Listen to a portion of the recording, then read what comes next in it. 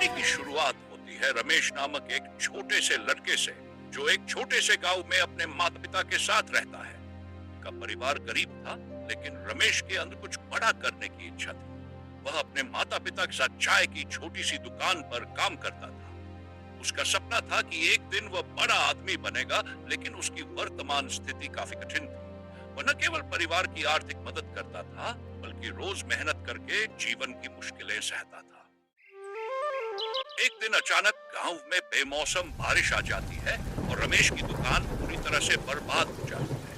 उसकी चाय की दुकान में पानी घुस जाता है और सारा सामान खराब हो जाता है। यह दृश्य रमेश के लिए बहुत कठिन था, लेकिन उसने हार मानने का नाम नहीं लिया। वह जानता था कि जीवन में समस्याएं आती है, लेकिन उन्हें हल करना सीखना होता है। उसने अपनी दुकान को फिर से ठीक करने का निर्णय लिया। रमेश ने अपनी दुकान को फिर से ठीक किया, लेकिन इस बार उसने सोचा कि वह सिर्फ चाय ही नहीं, बल्कि और भी कुछ नया करेगा।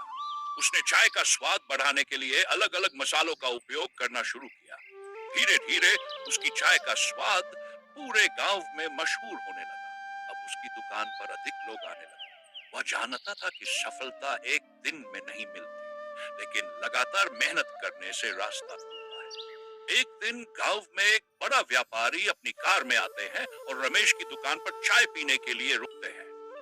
रमेश को देखकर वह व्यापारी चाय के स्वाद को बहुत पसंद करता है और कहता है कि वह उसे अपने ऑफिस में चाय सप्लाई करने के लिए विचार करेगा। ये रमेश के लिए एक बड़ा अवसर था। अब उसे ये मौका मिला था कि वह अपने छोटे व्यवसाय को बड़े पैमाने पर फैलाए।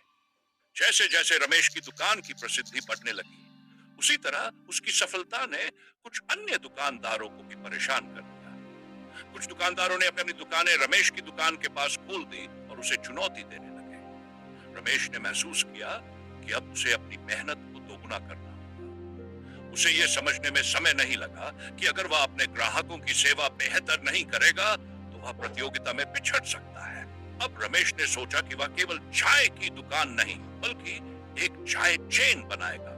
यह सपना उसके दिल में बैठ चुका था, लेकिन इसके लिए उसे बहुत मेहनत करनी होगी। उसने अपने कुछ दोस्तों से मदद ली और अपनी दुकान को और बड़ा करने के लिए निवेशक खोजने का निर्णय लिया।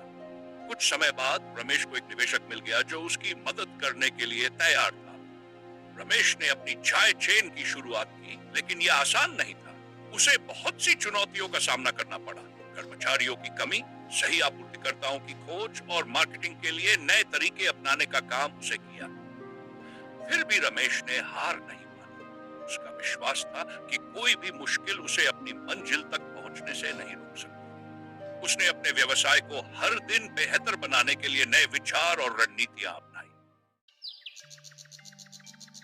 रमेश ने उनको अच्छे से ट्रेनिंग दी और उनके साथ एक पारदर्शी और ईमानदार संबंध स्थापित किया।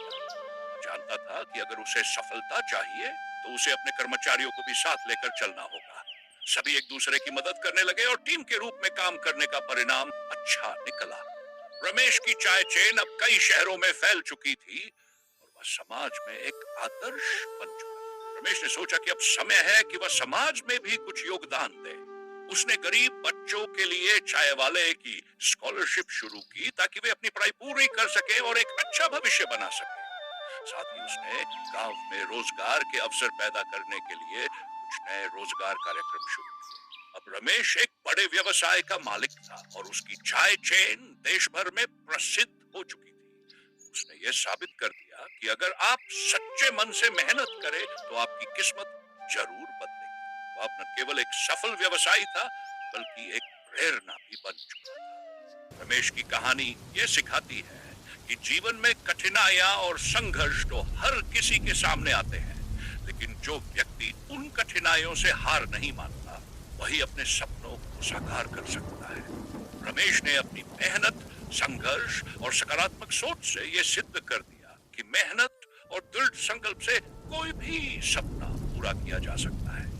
उसकी यात्रा आज भी लोगों को प्रेरित करती है। ये साबित करती है कि गरीब से गरीब व्यक्ति भी अपनी मेहनत और ईमानदारी से बड़े मुकाम तक पहुंच सकता है। लाइक का बटन दबाना फ्री है, तो दबा ही दीजिए। आपके लाइक से हमें और मेहनत करने की प्रेरणा